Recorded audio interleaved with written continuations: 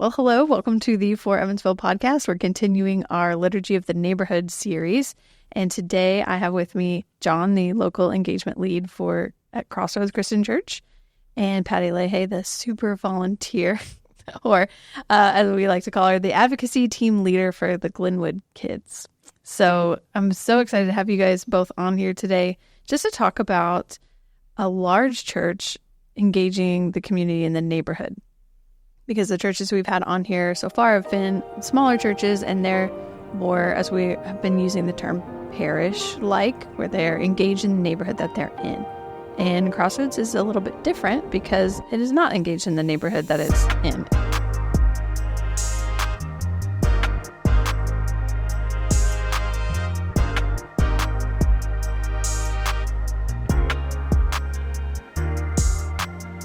Hey, welcome to the For Evansville podcast. Our goal is to advance human flourishing through the church. This podcast is a place to practice some of our core values like listening first and learning from everyone. We'll share stories to help you understand the needs and dreams of our city. We hope you'll be inspired to reimagine your faith as a catalyst for love, justice, and purpose in our city and your neighborhood. Don't just live in Evansville, be for Evansville. Is it technically in a neighborhood anyway? It's kind of adjacent to neighborhoods. Yeah. So can you tell me what neighborhoods are you engaged in and maybe how you picked those? Well, I came a couple years ago, and so my predecessors had kind of laid the groundwork for that. And it's no surprise that they were both leading nonprofits in TP Park, Glenwood, Aiken Park, kind of the neighborhoods that feed Glenwood Leadership Academy. And so we've had, as a church, some very deep roots there. And those organizationally have kind of ended up having Potter's Wheel in them and Community One. And so a long-time relationship with Glenwood Leadership Academy. So that's kind of when I came what we inherited.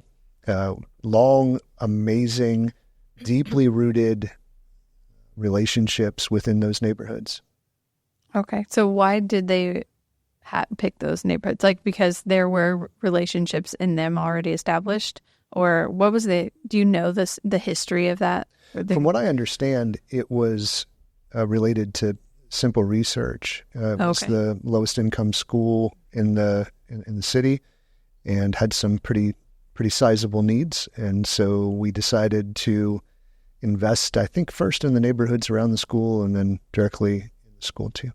Okay. And so, Patti, how long have you been involved in this kind of work? I've been involved with Potter's Wheel for probably 7 years or so. Glenwood, I did some things before that with the Affordable Christmas.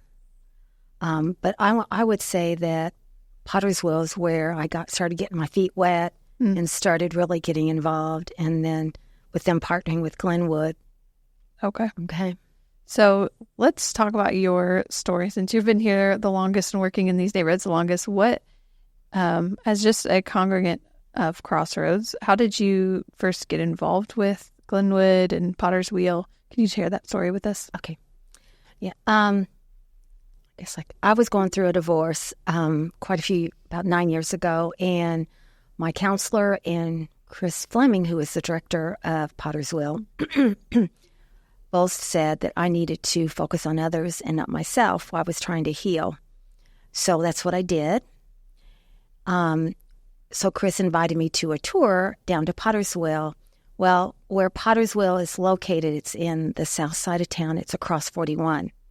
And when I was raised, bless my dad's heart, he told us as kids, don't go across 41. Those are black people there, and they will hurt you and they will kill you. And why? And he would tell us never go across there. And so I had this fear, oh my gosh, I can't go across there. So when she told me where it was located, I was like, okay, I'll be there. But I have never been scared. I've never walked out to my car at night, but I have never been scared when I have left there, or whatever. And I just started doing just little things. I started working with the books, and then I started doing the diner on Saturdays. I served the coffee and stuff like that. And then we have a baby boutique. We offer classes. This is at Potter's Wheel? At Potter's Wheel. Okay. That's all at Potter's Wheel. And so I'm involved with that. And then with Glenwood, they're kind of connected. I started doing baby bullpups, which is a kindergarten pre-class for kids that probably have never been to any school. And they do it for a month in June to get them, this is where you're going to go to school. This is what it looks like, that you have to sit down. This is how you eat. Some of them couldn't even open up their milk carton, and stuff, having to teach all that. So that kind of got me into that. And then, of course, the events that Crossroads was having at Glenwood. And then John came around about 3 years ago, and he wanted to start an advocacy, I'm not saying that right, team. And he asked me if I would lead it. And then he said, you need to think of some people you want on it. And so we started that, and we do events. We have a budget that we use, and we do events at Glenwood. We partner, with Potter's Wheel. A lot of the kiddos that I see in Glenwood come to Potter's Wheel. On Wednesdays, we have what's called Powerhouse, which we teach them about Jesus. And we do crafts and things. So I do the little girls. So I see a lot of them at Glenwood. So for what I've learned, it's all about relationship. Mm-hmm. It's like these kids will see, me, even though I don't look like them, but they'll see me. I'm a constant there to where, they can feel safe, or they can just feel. And we've just done so many other things, just gotten more involved. All of our teachers are adopted now by either a small group at Crossroads. At Glenwood, all the Glenwood teachers are adopted? We're talking 20, 23. That's awesome. Either and it was a 3-year process. It didn't just happen overnight. Right. But either a small group, either a family, there's a couple families, or an individual, or even there's 3 ladies that adopted, a classroom, because the school has no support. They have no PTA. They have no PTO. We are their PTA and PTO. And it's a hard school. It's a hard school. So, that's kind of where my, and then I just kind of see what God wants me to do. And sure. I'd love to know about your internal journey with that, of the fear of crossing 41 and even going through the divorce, of needing to serve others. And how has that been for you? Oh my gosh. As far as my divorce, it was the best thing I could have done. And John knows this, I believe in my heart that everybody needs to go down there. Everybody, because it is where Jesus is everywhere, but Jesus, and these people just want you to love them. They all have a story. They don't want your money. And it's just the most, my heart full I could ever be. And so once I started going there, that fear of, oh my gosh, and now I even look around and I see different, it's just so different. It's taken a little bit, but it's so different. Am I scared anymore? Mm-mm. Would I go out there at night? Probably not. But, I'm not afraid. I walk out to my car all the time, and I speak, and actually some of the guys and people that I've met there on Saturday, I know they'd have my back if something, if I needed them, or if something was, I was afraid or something, I'd say, they would. So it's just, they are genuine. They are not, a lot of people have a face on them. They're not true. These people that, that I've met, they are just, that's who they are. And I don't know, I feel like I fit in more there than I do where I live. Really? Why is that? Because I live in Newburgh, and I live around a lot of fancy-pantsy people. I'm just not fancy-pantsy. It's just the way I feel. It become like family to you. Yeah, but it's all about relationship. Yeah, it's your community and your relationships. You can't just show up there and say, we're going to tell you about Jesus. You got to show them Jesus. And he's been really good about helping me with that. You got to show them that. Yeah. So that's one of the things I want to talk about, is long-term commitments and places, and not just showing up and doing what you think you need to do. So I know, John, you have a lot of thoughts on this process, but you had some really good thoughts about what the word neighbor even means. And like you said, this feels more like your community. If you can go as far to say your neighborhood, than where you actually live. So what's some advice, or how do you get to that point? I think we have to start with understanding, like, what is our position going into engaging anybody? Who are we to them? And when Patti first came down to Glenwood, or me, or any, especially person at Crossroads, which we're predominantly a Newburgh kind of oriented church, we're going in oftentimes as a stranger. Yeah. That nobody knows us. And so we're different, and we're the outsider. But we bring some things with us as an outsider that sometimes inhibit those relationships. We bring with us our wallets, we bring with us our education, we bring with us our ethnicity, and those things can be perceived, and we can even put on the air that makes us incredibly different. And so the first thing to me is that we understand that we are strangers, and even going in with kind of under the leadership of Community One or Potter's Wheel or Glenwood, we're at best coming in as guests. And so we are welcomed in by these organizations who are neighbors, but we still are not neighbors even if we have a purpose for being there. Because neighbor is a social, emotional, relational term. It's the beginning definitions of we. Like when you think of who we are, whatever that we is, probably that first layer of that's going to be how the Bible understands neighbor. Like, who are you in some level of relationship with? And so if we don't come in, take our Superman cape off and come in as just average people, understanding what our stance is and what our position is, then we could come in and do a lot of harm in neighborhood work. And as Patti's story illustrates, we all come in with our own baggage, and we have to acknowledge that too. And that's okay. Like, that's just where we're at. But if we're not willing to assess that, we will also probably put those biases on the folks that are in the neighborhood. And the solutions that we think they should have, then we're going to push, and we're going to bring an agenda instead of listening first. And that's what Patti did. I mean, that's what Potter's Wheel does. That's what Community One does. And Glenwood does a great job of that as a public school, is listening first. And that's what starts to build those initial connections and safety. So, John, what's your background and where you came from versus moving to Crossroads, and why is this on your heart as well? Yeah, I grew up in Northeast Ohio to a family that grew up in a rural area. My church was kind of the center of my world growing up. My mother was the choir director and the church janitor, so I was there all the time.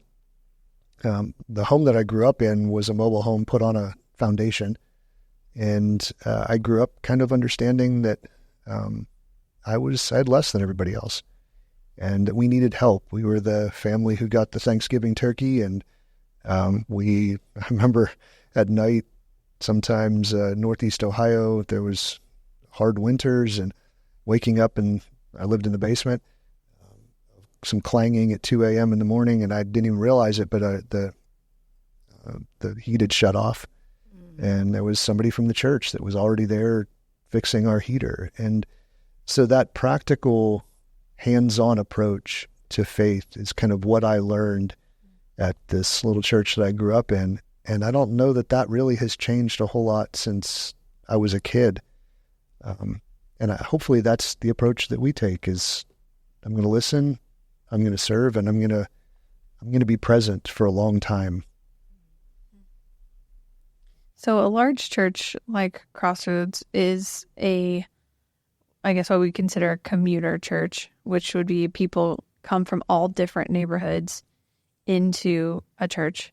So can you talk about, maybe you feel this as well, Patti, of just being a good neighbor, being invested in neighborhoods? Like, this whole series that we're doing is about investing in your neighborhood, your literal neighborhood. So where's the tension that you see, both of you can speak into that, of trying to get people to volunteer or care because they're trying to do this in their own neighborhoods or their own businesses or whatever, which isn't bad. But how can it stop from feeling like, I guess the word is local outreach of like, we're going to go be missionaries to this community, across town, and kind of that mindset of this is just an extra activity I have to do rather than a lifestyle. It's a tension to manage, not a problem to solve.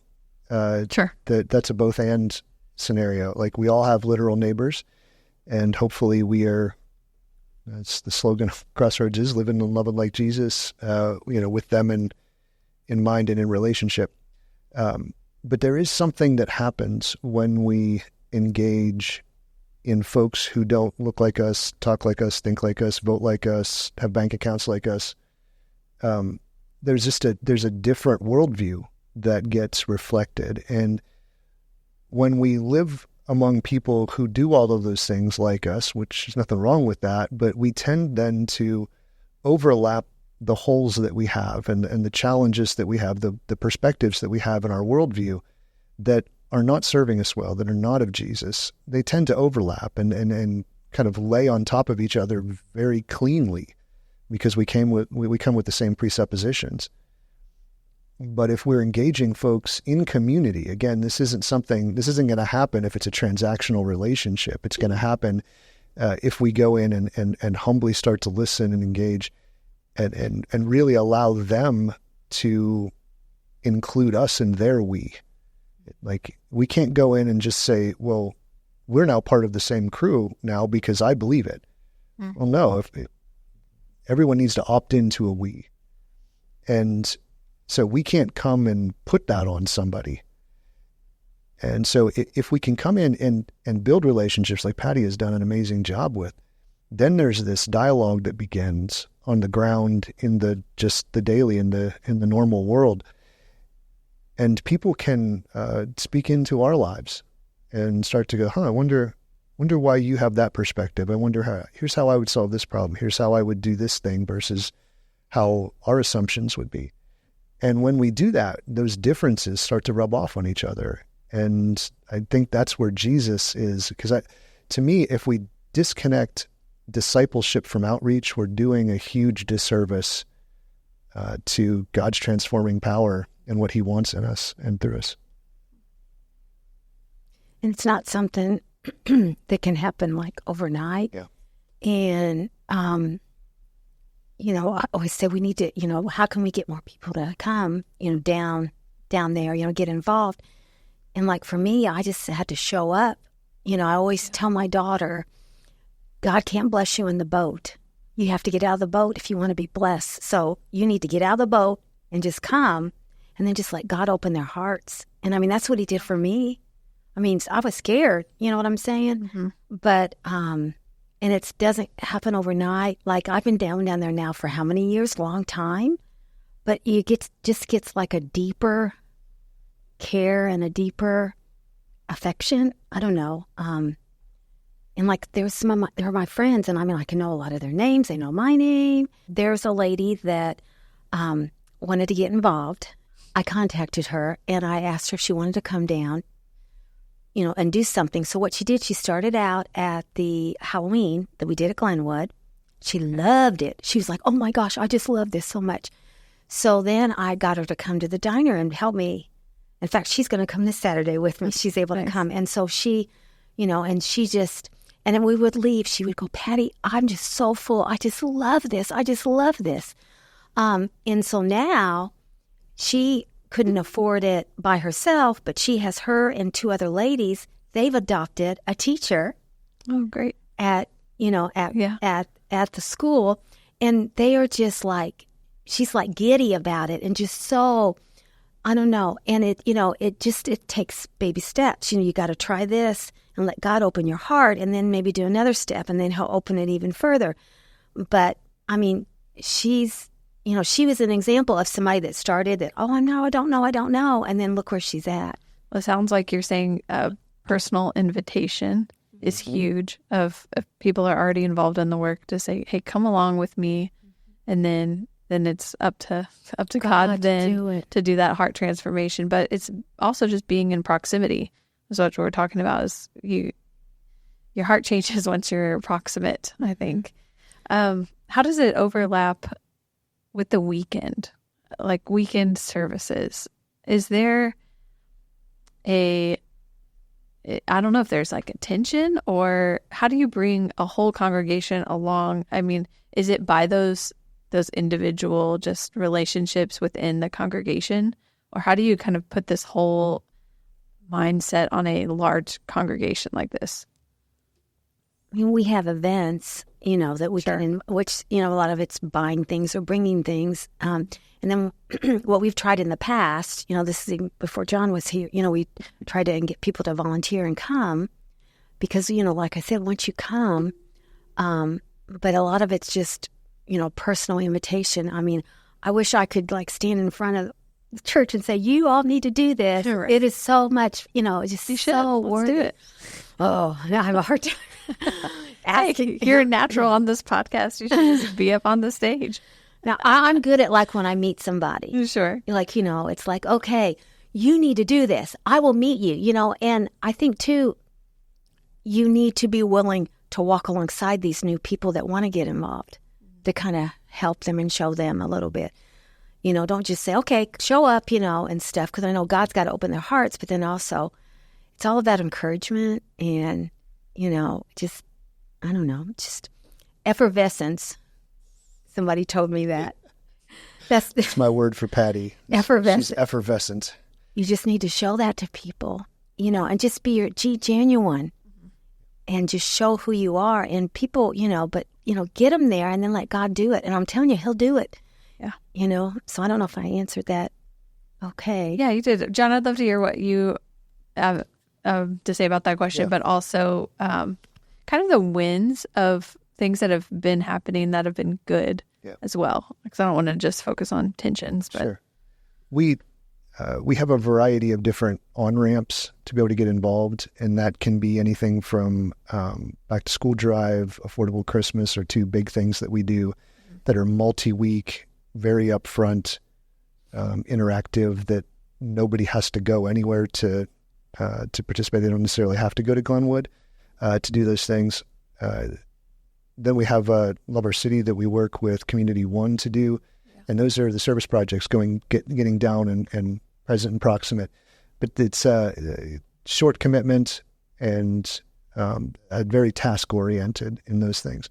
But what we hope to do, and whether it's the Halloween bash or back to school thing or teacher appreciation, any of those event oriented things that we do give a pretty broad swath of promotion for, we hope that those people will come. And the real goal is to adopt classrooms and to get them involved consistently in that process, because then there's relationships, then there's a deeper connection, because what the hope is that they become neighbors, friends, and family, really, with those whomever they're engaging. That when Patti goes to Glenwood now, the teachers and everybody in Glenwood doesn't think twice about it. They wave her in. They barely ask what she's there for, because she's there so often. And she's done so much good at Glenwood that she's just become part of the fabric of the school. And not everybody can do that, understand that, but that really is the kind of hope, is that there's so much relationship built and there's so much trust through that we understand each other, and we still listen. We still have goals and all of that stuff. The goals to adopt a teacher came from the principal at Glenwood, but that long-term engagement builds the trust. And I know Patti has shared many things with me that she's gained from that process too. So if it's always a go and give, it's going to peter out eventually. Sure. But if it becomes part of God's working in our lives and just a natural part of life, like it is for Patti, then that's sustainable. Now, I will say that, like when we have people go down, it's not, we still have to have some interpretation. Because you don't immediately get rid of the things that you bring to the table. as a volunteer.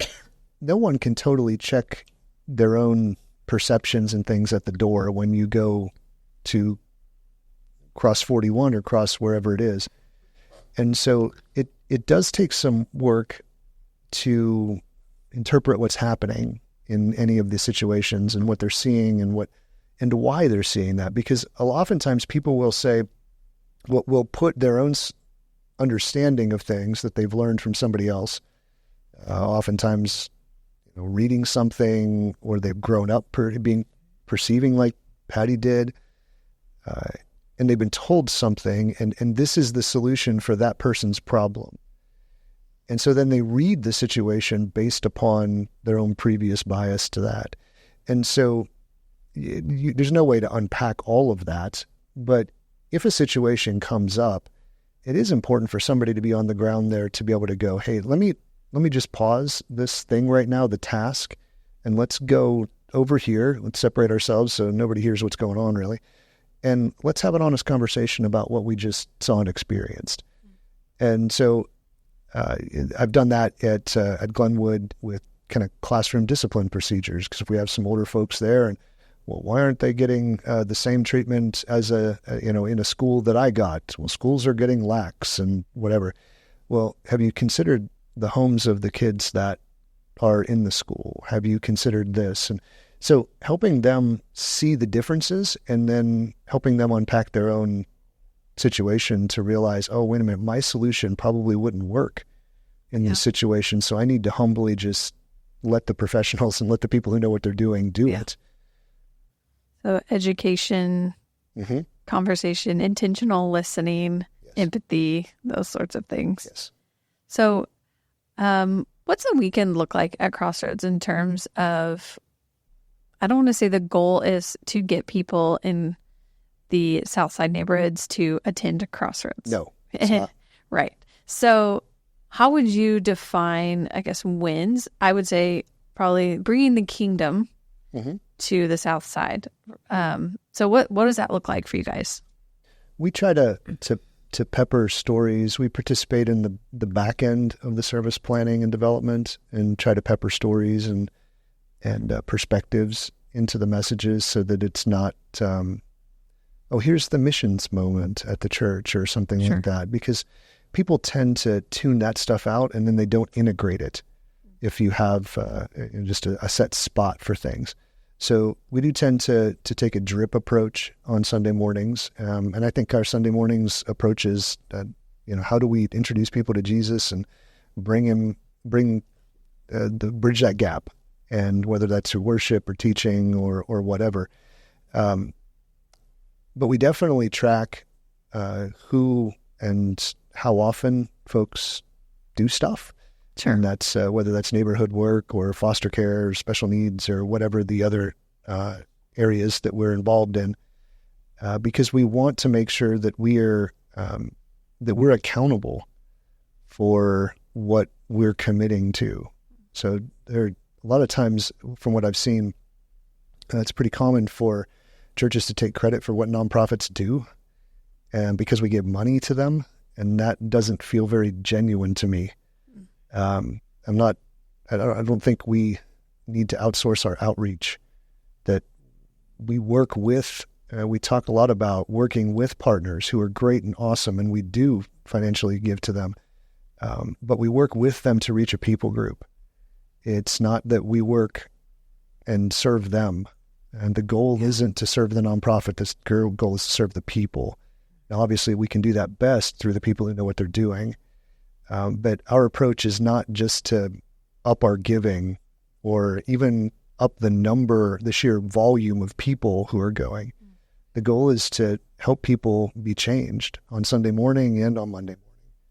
Crossroads, I would say, has had a reputation in the past, and maybe even now, of being, it's a stereotype of like the white, rich Newburgh church. Yeah, it's a challenge. It's definitely a challenge for the American church, period. Diversity in all kinds of ways is. We have a unity and reconciliation team that is active in trying to gather people who come from other places and have other perspectives, whether that's economic or educational or ethnic. So we try to intentionalize giving different inputs to the people who craft Sundays. And that is from a worship team perspective, from teaching. And I'll be honest, sometimes it integrates well, and sometimes it's not easy to do. And sometimes we fail at it. But we are definitely there trying. And our Unity and Reconciliation team is definitely a diverse group. And we have actually a growing population of folks who, at least ethnically, are different than me. We still, even those folks tend to be higher educated. And so that's a gap, but one thing at a time, Yeah. There's been a group of guys that you pick up from the rescue mission and bring to Crossroads. And can you talk about how that's kind of changed the congregation in a way? Yeah, I love working with the rescue mission, and we've got a couple volunteers now bringing guys, and it's branched out into some sober living programs in the community, now counseling being one of them. So, yeah, and we have guys that are coming that call Crossroads home that are, just say visually would be very different than what you'd see on the South Side, from face tattoos to any other visualizers. What it has told me about our church is when I asked the guys why they come, because I was a little bit afraid to bring them at first. Yeah. In fact, when I first started to get involved with the mission and doing chapels, I told them to go to other churches. They were closer. Right. And then some of those churches closed down, and it just didn't work that way. And so we started bringing them. But what I found was that Crossroads is a very welcoming place. And that's not something that even Patti or I had anything to do with. That was our greeter team and such. And what the guys would say is that when I go in there, people look me in the eye and they smile at me, and it looks like they actually want me there. And what I've been reading in books like The Other Side of Church and The Soul of Shame is that in a brain chemistry way, that is the initial signs of hospitality, is when your eyes say it before your words get to. And people read that much quicker than anything that you say. And so even at that level, I think it's a consistent discipline of being a welcoming place, of practicing that level of hospitality. And those guys give us a great opportunity to do that. But what it's also meant for us is that we get to hear their perspectives on the world and what it means to go through addiction recovery things and how that speaks into our lives. I mean, I have learned a ton from them on the spiritual formation, honestly, is what I'd call it, through the 12 steps. And then just walking with them, hearing how life is going. And so I think it's changed Crossroads into a more welcoming place and more open, and I think hopefully more honest about who God is and what he's doing in the world. So have these past 3 years kind of transformed you? Yeah, I mean, very much so, in many, many, many ways. Yeah, getting involved, I was kind of had a similar role at a previous church. So local outreach wasn't new to me, but Evansville was brand new to me. And so seeing the amount of people in Evansville who pour into others and do those things, they go across barriers and boundaries that didn't necessarily see a whole lot in other places. And so that was, it's been greatly encouraging, is all of the people who really are trying to bring the kingdom here in Evansville as it is in heaven. For Evansville is some of those people. For sure. Give a shout out. Yeah. We often see our quote unquote service, is what we talk about it in church language. We see our service as us going to somebody who needs something. And the stats in TP Park are that almost everybody knows about Jesus, and most of them go to church on a fairly regular basis. And that's true for most of the population around here. We're a very churched area. Yeah. And yet, Jimtown, Glenwood, the area around Lodge, like that exists still. And so how do you reconcile that there's a lot of good people doing really good things here, And yet, and there's a lot of active churches here, but these pockets of despair and non-flourishing, these, I think Ross called it unshalom. Yeah. These are systems that are not working for the benefit of the community and people. And so how do we engage that? Well, the irony is that we can't engage it necessarily from our strengths. Because if we want a relationship with people, you can't go in and just tell them, oh, here's what I can offer you. Here's how much money I have in my bank account. Here's the skills that I have. Here's the position I have in my company. It's actually just the opposite. To go in and really build community, you have to go in and allow somebody to meet your need. I think of the woman at the well. Jesus came in and asked her for a drink. It's the first thing he said to her. He was the God of the universe. He could have done a million different ways to get the water up, or Sure. he didn't even really need the water, ultimately. But it was the need of his humanity that he was offering the woman at the well. And that completely flipped the social dynamic of that interaction around. And I think we have a tendency, especially in the West, to go in and think that I've got something to offer here, when we really need to think about what I can gain from that interaction. What is my poverty going into a situation? And if we can do that, then somebody else might be able to meet our need. And goodness, who doesn't want to do that? That makes we more faster and quickly than any sort of coming with our Superman cape trying to fix a problem. Yeah. And we would say every human has value, something That's to right. offer. And so the best first step for that is to come in and ask them to Yep. help you, and what do you have to offer me? What can I learn from you? Because I believe you have value. And so that's going to be valuable to me. I've had guys who live at the rescue mission fix my vehicles. Oh, that's awesome. Yeah. Because I'm horrible as a mechanic. I've got zero technical skills like that. And I'm like, I need something, guys. And they're like, oh, well, that's the guy to go talk to about that. And, bring them the vehicle, and, then it happens. It gets fixed. And then that relationship then means that I'm in need for that person. And that person actually has power, in a sense, over me, because they can do something that I can't do. Right. I mean, that totally weirds the pastor dynamic out, right? In a very good way. Right. Because everybody thinks that pastors are above everybody else. No, I have a need, and here's my need. Can you help me with this? Oh, I can do that. That's the way to build community in many ways. So anything down there that I do, I always try to look at where I can have that person do something back, just to give them that self-worth and dignity that everybody deserves. How have you seen in Glenwood, the teachers and the adopting and all of that, how have you seen kind of some growth there or trust building in that neighborhood and community?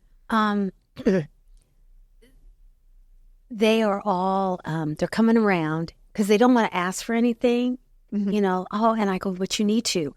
And this is what I tell them. Somebody told me this when I was going through my divorce. I said, you know how somebody wants to bless you and you tell them, no, I don't need anything or whatever, I can do it. I'm okay.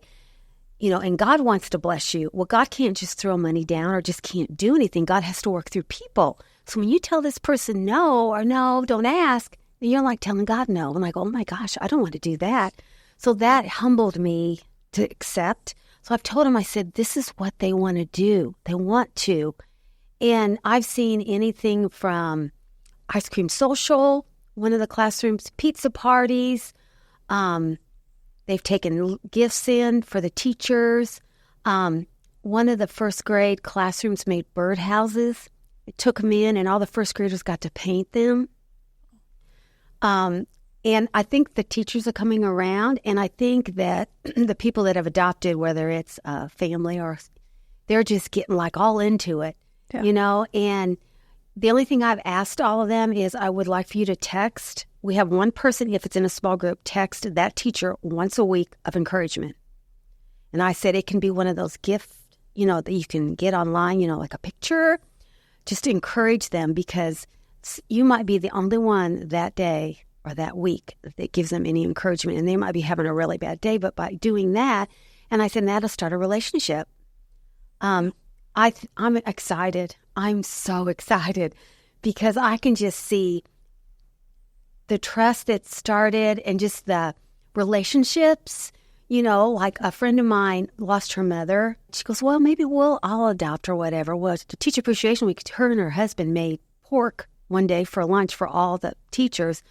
Well, she took in something at the end of the year to her classroom that she has adopted. And she texted me and she goes, Patti, my heart is so full.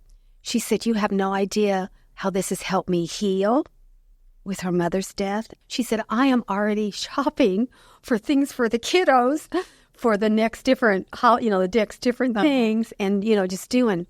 So, I mean, like you were saying, we give them, but they give us so much back, just that. Yeah.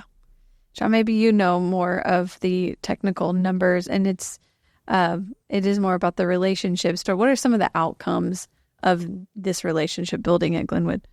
Yeah, the core of it has been for us, what Patti is talking about, of getting classroom sponsored. Is that related to teacher retention rates? Correct. Okay. Related to teacher retention rates. So when I first came, it was straight after COVID, and Glenwood was having trouble, as every school did, retaining teachers because of how the classrooms needed to be regulated and everything. Yeah. And so they were one of the first stats I heard from Angie was that 70% of the teachers at Glenwood had been there 5 years or less. And so, well, how can we do something about that? Well, the teachers need sponsored. And the first thing, very concretely, was that teachers at EBSC and first-year teachers especially don't make a ton of money. And so taking school supplies and stuff like that out of their pocket is really bad for the bottom line. So Crossroads for a long time has provided school supplies for the school. We provide enough for every student for at least the first 6-9 months of the educational process. And so students don't have to worry about that. Teachers don't have to worry about that. But they do, they still want other stuff for their classroom. So that's what they were taking out of their own pockets. And so that's where the Adopt a Classroom came in to support them. Well, if you're doing that, and we don't want to just have a financial relationship with somebody. So how do we, encourage you? How do we, if you're open to this, pray with you? How do we get present? Some of our volunteers go in and read with the kids in the classrooms and, support the teachers, give them. Patti is great about writing notes. She writes a handwritten card with a special gift for that specific teacher on their birthday, every teacher and staff member at Glenwood. Awesome. That's so cool. They just need something, and it doesn't have to be much. Yeah. It just, it just goes a long way, and we're showing them Jesus. We don't even have to say what we're doing. We're just showing them. We just got to walk in and just love them. They just want you to love them and support them. And it just, I don't know. I'm going to do that till I die. One core thing that we don't count per se, but that a very tangible proof of trust, because how do you measure trust? I don't know, a month or so ago, Patti, we were going to be meeting as a team and praying for the school. And so Patti sent out an email to all the teachers and staff and asked for prayer requests in a public school. And I looked at Patti and I said, "Are you allowed to do that? Is that okay?" And she said, "Well, I did it and I got like 18 responses back." Oh my goodness. Like, oh, okay, then I guess that's awesome. Yeah. But that's tangible proof of that the teachers trust Patti.